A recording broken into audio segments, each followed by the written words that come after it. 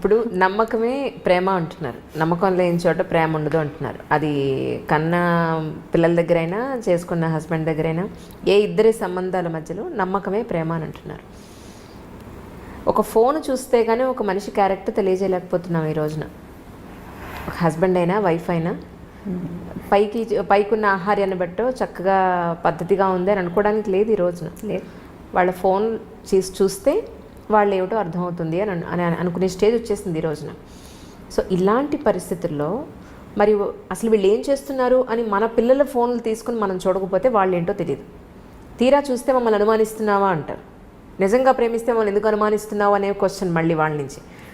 తల్లిగా వైఫ్గా మన భర్త ఏం చేస్తున్నాడు అనేది ఒక ఐవేస్ చూడకుండా, మన పిల్లలు ఏం చేస్తున్నారు అనేది ఒక ఐవేస్ చూడకుండా, అనుమానం అని కాదు, మన జీవితం మన పిల్లలు జాగ్రత్త అనేది ప్రతి విషయంలోనూ ఉండాలి. ఒక వస్తువు కొనేటప్పుడే ఈ వస్తువుని ఎలా తోమితే దీని 10 కాలాల పాటు మన దగ్గర ఉంటుంది, ఎక్కడ పెడితే ఇది పగిలిపోకుండా ఉంటుంది అనేది ఆలోచించినప్పుడు మన కన్న పిల్లల్ని జాగ్రత్తగా చూసుకోవాలి, మళ్ళీ పద్ధతిగా పెంచి వాళ్ళని ఒక అమ్మాయి అయితే ఒక చేతిలోనో అబ్బాయి అయితే పద్ధతిగా పెంచాలను అనుకుంటాం, ప్రతి తల్లిదండ్రులు అనుకుంటాం. అలాగే హస్బెండ్ విషయంలో ఏం జరుగుతుందో ఒకసారి చూద్దాం అనే దాంట్లో తప్ప మీ ఉద్దేశ ప్రకారం చూస్తేనే కదా తెలుస్తున్నాయి, తెలిసినప్పుడే కదా మనం ఏదైనా కంట్రోల్ చేయగలం.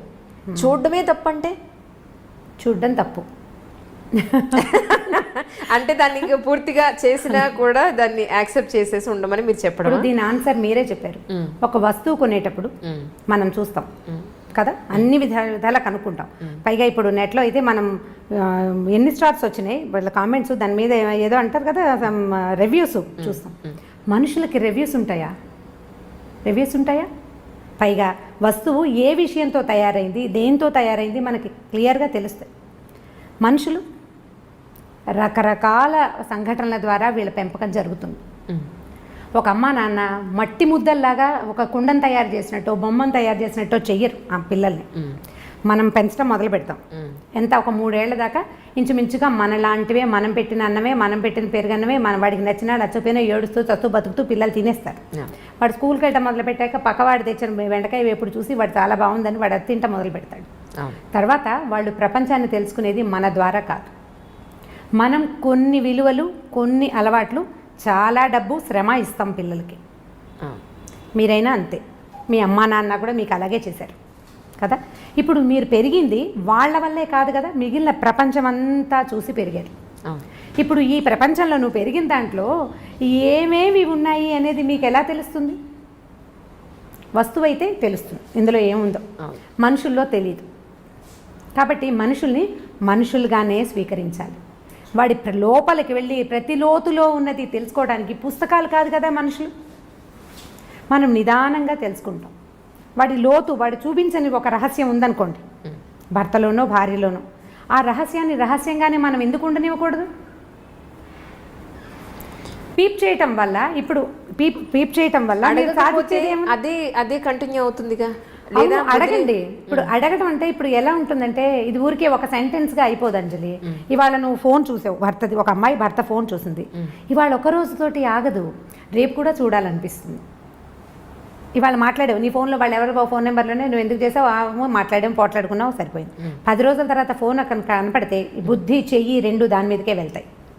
అవును, ఈ చూడడం మొదలు పెడితే నువ్వు ఎప్పుడూ చూస్తూనే ఉంటావు. నువ్వు ఏం చేసి ఎంతసేపు శోధించి వాడిని నీతో ఉంచుకోవాల్సిన పని ఏమిటి? అనుక్షణం శోధిస్తున్నప్పుడు ఎందుకు వాళ్ళు నీతో ఉండటం? నువ్వు అనుక్షణం అనుమానిస్తున్నట్టే. మొదటిసారి అనుమానంగా ఉండదు, నువ్వు క్యాజువల్గా చూస్తావు, తర్వాత అది అనుమానం అని అనాలి. ఇప్పుడు ఎంతసేపు అనుమానిస్తూ అతన్ని నీతోనే నువ్వు ఎందుకు ఉంచుకోవాలి? అనుమానించి, ప్రశ్నించి, పోట్లాడి, దాని మీద ఏదో ఒక రిజల్యూషన్ ఒకటి సాధించి, తర్వాత మళ్ళీ 10 రోజుల పైక మళ్ళీ ఫోన్ కనపడంగానే మన బుద్ధి దాని మీదకే వెళ్తుంది. ఏం చేస్తున్నారో వీళ్ళు నేను లేనప్పుడు అని అనిపిస్తూ ఉంటుంది. అసలు ఈ ఆలోచనే సరైంది కాదని నేను భావిస్తాను. పిల్లల విషయం అనుకోండి, పిల్లాడు అనుకుందాం, పిల్లవాడికి ఇప్పుడు వాడు ఏం కొత్తది చేస్తున్నారో అనేది మనం తెలుసుకోవాలి. నాకు ప్రైవసీ లేదంటే నువ్వు ఏదైనా కొంప ఉంచితే నేనే పడాలి కదరా అని చెప్పచ్చు. భర్తలతోటి మనం ఆ మాట అనగలుగుతామా? అనగలుగుతాం. అతను చీపో నువ్వు నాకు వద్దంటాడు, అప్పుడు పోనీ వీడు కాదని ఇంకొని చేస్తామా? పిల్లల్ని ఎలా చేయలేమో భర్తల్ని కూడా అలాగే చేయలేకపోతాం కదా. పోనీ మారుద్దాం అనుకుందాం, ఇప్పుడు మనకు అవకాశాలు ఉన్నాయి, మార్చేద్దాం అనుకుంటాం. ఎన్ని మారుస్తాము? ప్రతివాడు మనకి గుమ్మడికాయ ఇంత ముచ్చని దొరుకుతాడా? దొరకడు కదా. సో ఇప్పుడు ఇది తప్పనే తప్పదు. ఇప్పుడు మనం పీప్ చేసి వాళ్ళ లోతుల్ని శోధించి వాళ్ళ లోపల ఏముందో తెలుసుకోవాలి, నేను నీ కంపానియన్ కాబట్టి నీ మొత్తం రహస్యాలు నాకు తెలియాల్సిందేనన్నది కూడా ఒక రకమైన ఈగోయిస్టిక్ ప్రవర్తనగానే అనిపిస్తుంది మనకి. ఖచ్చితంగా తెలుసుకోవాలన్న ఉద్దేశం అంత సరైంది కాదేమో అని అనిపిస్తుంది. తెలుసుకుని నువ్వు సాధించేది ఏమీ లేదు, నువ్వేం సాధించలేకపోతావు. బాగా తెలుసుకున్నావు క్లియర్గా, ఖచ్చితంగా తెలుసు నీకు. అంత ఖచ్చితంగా అద్దం లాంటి మనస్తత్వం కలిగిన మగవాడికి కూడా వీక్ మూమెంట్ రావచ్చు, ఎక్కడో ఒక ప్రలోభం తగలచ్చు. ఆ ప్రలోభానికి కారణం మనలాంటి ఇంకొక ఆడదే కావచ్చు, లేకపోతే ఎవరైనా మగవాళ్ళు అవ్వచ్చు, ఎవరో అవ్వచ్చు, ఫ్రెండ్స్ అవ్వచ్చు, మనం చెప్పలేకపోతాం. ఇప్పుడు ఈ వీక్ మూమెంట్స్ అనేవి మనుషుల జీవితాల్లో ఉండటం సహజమేనా? మనం ఒప్పుకోవాలి కదా దానికి. కాదు, ప్రతివాడు శ్రీరామచంద్రుడిలాగా ఉండాలా? ఏ కాలం ఇది? ఇప్పుడున్న కాలం ఏమిటి? మనం ఎక్కడున్నాం ఇప్పుడు? అసలు ఇదివరకటి పద్ధతులే ఇప్పుడు లేవు కదా. ప్రతి వాళ్ళకి ప్రలోభాలు తప్పవు. ఈ లోతులు శోధించాలి అని కనుక పెట్టుకుంటే నువ్వు శోధిస్తూనే ఉంటావు. వదిలిపెడితే నువ్వు ఈ జీవితంలో ఏదైనా సాధిస్తావు, ఇంకోటి ఏదైనా. దీన్ని నువ్వు సాధించగలిగేది సుతరాము లేదు, ఇందులో ఏమీ లేదు. కనుక్కుని మనం ప్రయోజనం ఏం లేదు. సరే, ఇప్పుడు ఒక ప్రాక్టికల్ ఒక అమ్మాయి లైఫ్ కట్టే కొట్టే తెచ్చేలాగా చెప్తాను, మీకు దాని సొల్యూషన్ చెప్పండి. అలా అయితే ఆ అమ్మాయి విలేజ్ నుంచి మామూలు నార్మల్ బ్రాహ్మణ్ ఫ్యామిలీ నుంచి వచ్చి హైదరాబాద్ పెళ్లి చేసుకుని హైదరాబాద్ వచ్చింది. ఆ అమ్మాయికి 2 పిల్లలు, వైఫ్ అండ్ హస్బెండ్స్కి 2 పిల్లలు. ఒకరోజు పిల్లలు తీసుకొచ్చి, అమ్మాయి మామూలు చదువుకుండి, యూట్యూబ్ తెలియదు, నెట్ తెలియదు, ఏమీ తెలియదు, అమ్మాయికి నాలెడ్జ్ లేదు. ఆ అమ్మాయి మొగుడు ఫోన్ కూడా ఒక 20 సంవత్సరాలుగా ఏం జరుగుతుందో కూడా చూడాలని కూడా తెలియనంత అమాయకురాలు. పిల్లలు తీసుకొచ్చి ఫోను, ఇదిగొమ్మ నాన్న ఇవన్నీ చూస్తున్నారు అని చెప్పి పిల్లలు తీసుకొచ్చి వాళ్ళ నాన్న ఫోన్ చూపించారు. ఇది ఏమిటి, ఎలా చూస్తారని పిల్లల దగ్గర నుంచి నేర్చుకుంది ఆ తల్లి. చూసిన తర్వాత మొగుడిని పిలిచి అడిగింది, పిల్లలు చూపిస్తున్నారు ఇలా మీరు చూస్తున్నారని, ఇవి వాళ్ళు కూడా చూస్తున్నారు, మీరు ఈరోజు ఏం చూసారు, నిన్నేం చూసారు, గత 5 ఏళ్లుగా మీరు చూసేవన్నీ పిల్లలు కూడా చూస్తున్నారు, సో ఇలా మీరు చెయ్యొద్దు అని చెప్పింది. నేను ఇలాగే చేస్తాను, నీకు ఇష్టం ఉంటే ఉండు, లేకపోతే వెళ్ళిపో అన్నాడు. మీ నీడ పిల్లల మీద కూడా పడకూడదు అని అంది. ఓకే అంటే ఆయన వన్ ఫైన్ మార్నింగ్ ఆయన తాగే ఔన్స్ గ్లాస్తో సహా తీసుకుని వెళ్ళిపోయాడు. ఈవిడికి ప్రాపర్ ఎడ్యుకేషన్ లేదు, ప్రాపర్ ప్రొఫెషన్ లేదు, 2 పిల్లలు, ఎలా బతుకుతుందని వెళ్ళిపోయాడు అతను. ఇప్పటికి 5 ఏళ్ళు అయింది. అసలు అతనికి బాధ్యత ఉందంటారా? ఎక్కడుంది బాధ్యత? లేదు కదా. మరి ఇప్పుడు అడగడమే తప్పంటున్నారు. ఫోన్ అక్కడ చూడలేదు అమ్మాయి. మరి పిల్లలు ఇప్పుడు ఎవరికి తప్పు, ఎవరి జీవితం ఇప్పుడు మట్టిలో కలిసిపోతుంది అక్కడ. ఇది పాయింట్. ఇవి కొన్ని కేసులే కదా అంట. అవును, ఇది ఇలాంటిది ఒక కేసు. అవును. ఇప్పుడు ఈ అమ్మాయికి సొల్యూషన్ ఏంటంటే పోలీస్ కేసు పెట్టడమే. ఇప్పుడు నేనేమంటున్నాను, ఇంత ఎక్సెంట్రిక్ థింగ్లోకి వెళ్ళిపోతే, ఇంత ఎక్స్ట్రీమిటీలోకి వెళ్ళిపోతే తప్పకుండా దీనికి లీగల్గా ప్రొసీడ్ అవ్వాల్సిందే, తప్పకుండా సెపరేషన్ తీసుకోవాల్సిందే. ఇప్పుడు ఇలాంటిది వాళ్ళెవరి జీవితంలో అయిందని ప్రతి వాళ్ళ జీవితాల్లో ఎలా అవుతాయి? ఇది అందరికీ అవ్వదు. పైగా ఇప్పుడు మీరు చెప్పిన కేసులో ఈ అమ్మాయి చదువుకోలేదు, ఆ అమ్మాయికి తెలియదు. ఇప్పుడు జనరల్గా శోధించదలుచుకునే వాళ్ళు భర్త ఏం చూస్తున్నాడు, అతని ఫోన్ ఎలా ఆపరేట్ చేస్తాడు, లేదా దానికి ఏదో నెంబర్ పెట్టాడు, ఈ అమ్మాయి దాన్ని డీకోడ్ చేసి సాధించేయగలుగుతుంది.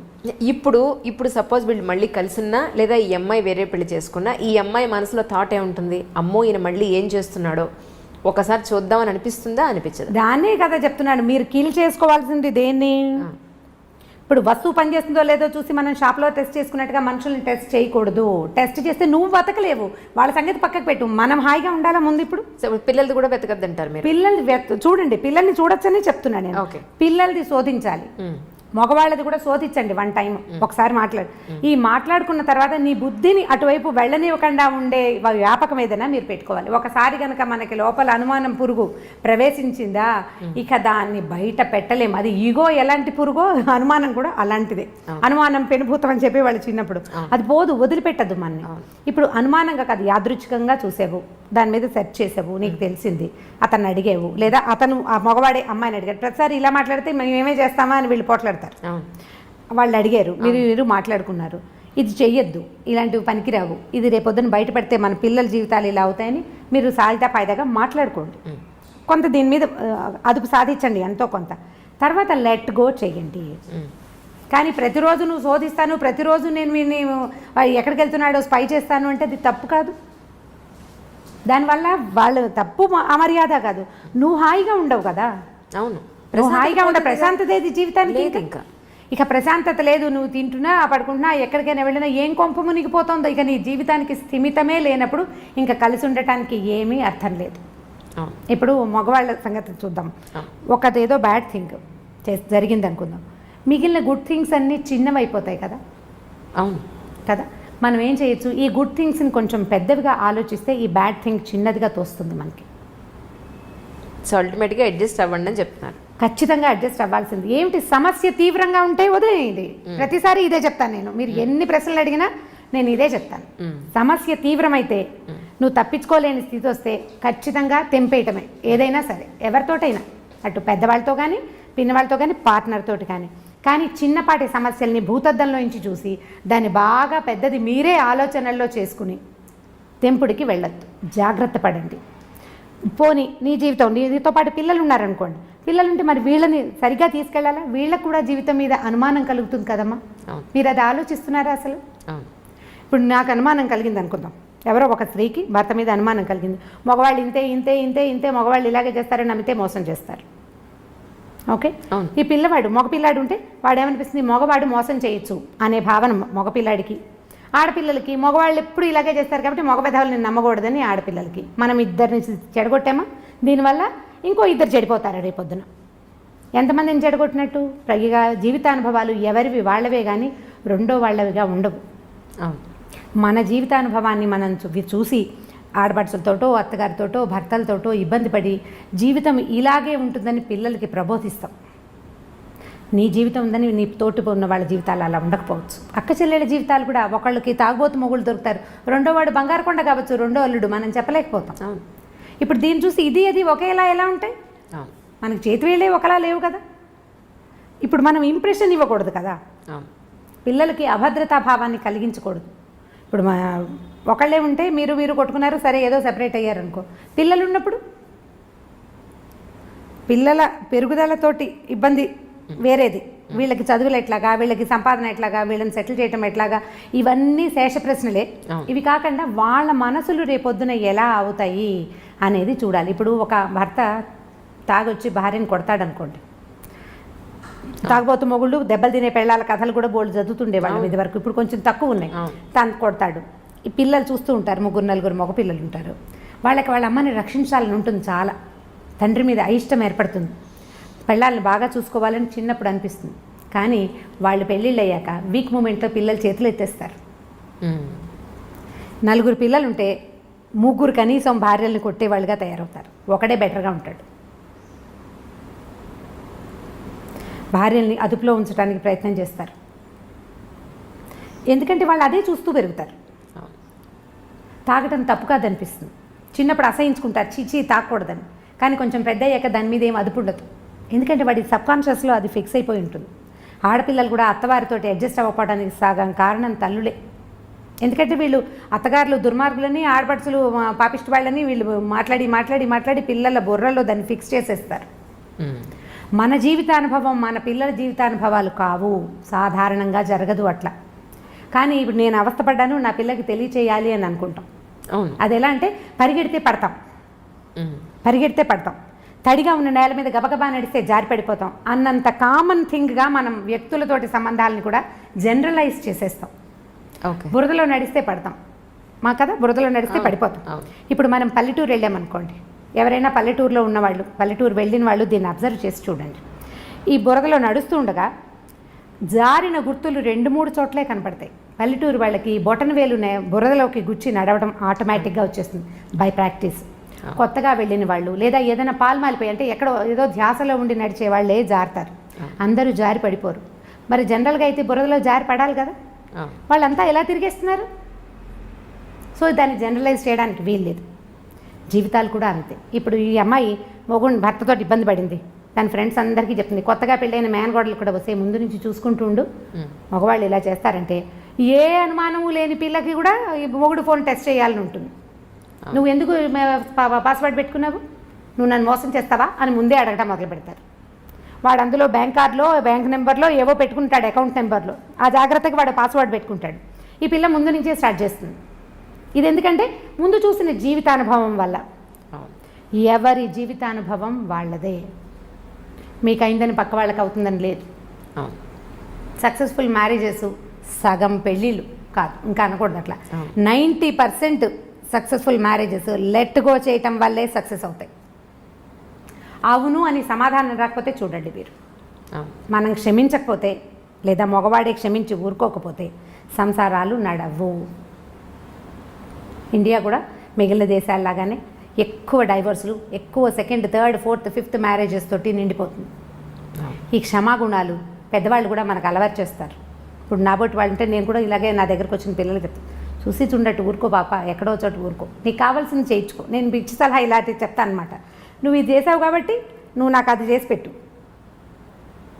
బాగుంది కదా బార్టర్ సిస్టమ్. నువ్వు ఇలా చేసినా నేను మీ అమ్మ నాన్నకి చెప్పలేదు, నేను ఎవరికి చెప్పట్లేదు, కాబట్టి నువ్వు నాకు లొంగి ఉండు అని లొంగ తీసుకోండి. ఈజీ మెథడ్, చిన్నపిల్లలకి మాట చెప్పడానికి అనమాట. ఇలా చెప్తే సరిపోతుంది, ఈజీగా ఉంటుంది. లెట్ గో చేయకపోతే సంసారాలు ఉండవు.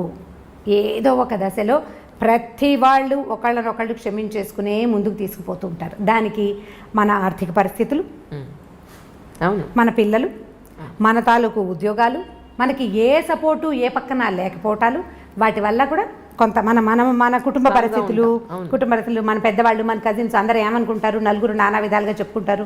కాబట్టి క్షమించో మాట్లాడుకోకుండాను ఎలాగోలాగా కొంతమంది భార్యాభర్తలు సంవత్సరాల తరబడి మాట్లాడుకుని వాళ్ళు బోల్డ్ మంది తెలుసు నాకు. ఇంట్లో ఉంటారని మామూలుగా నడిచిపోతుంటే వాళ్ళిద్దరు మాట్లాడుకోరు. ఏదో సందర్భంలో కోపాలు వచ్చినాయి, మళ్ళీ మా అమ్మ నాన్న మాట్లాడుకోరు అని చెప్పే వాళ్ళు కూడా, పిల్లలు కూడా కనిపిస్తారు. వీళ్ళిద్దరు గోడలతోటి మాట్లాడుకుని పని నడిపేస్తూ ఉంటారు. అయితే సంసారం రోడ్డు మీద పడలేదు. పిల్లలు చక్కగా ఎదిగారు, పెళ్ళిళ్ళు చేసుకున్నారు, అల్లుళ్ళు వచ్చారు, మనవలు పుట్టేశారు, వాళ్ళకి బాగానే ఉన్నారు. అంటే ఇది సంతోషమా, ఇదేనా పెళ్ళి అంటే అని మీరు అడుగుతారు. ఇప్పుడు కాదు, సంతోషం కాదు. నువ్వు సెపరేట్ అయిపోతావు, నువ్వు ఒకదానివే ఉంటావు, అది సంతోషమా? మీ పిల్లలు సజావుగా పెరగరు, అప్పుడు అది సొసైటీలో మీకేం సరైన గుర్తింపు ఉండదు. అది అవన్నీ సంతోషాన్ని ఇస్తాయి. అంటే మనకి సంతోషాన్ని ఇవ్వడానికి ఏ విషయమూ లేనప్పుడు మిగిలినవేవీ లేవు. దీంట్లో సర్దుకుంటే సరిపోతుంది. కరెక్ట్. అంటే ఇప్పుడు మీరు విడాకులను సమర్థించారా అని గట్టి ప్రశ్న. లేదు లేదు లేదు లేదు ఎవరి కోసం అల్టిమేట్గా విమెనే సఫర్ అవుతుంది. అల్టిమేట్గా సఫర్ అయ్యేది విమెనే. ఆవిడ దృష్టి మీరు ఎక్కడున్నా, ఏం చేసినా, కలిసి ఉన్నా, ఒంటరిగా ఉన్నా, పిల్లలతోటి ఉన్నా, ఎప్పుడు సఫర్ అవ్వాల్సింది ఆడవాళ్ళే.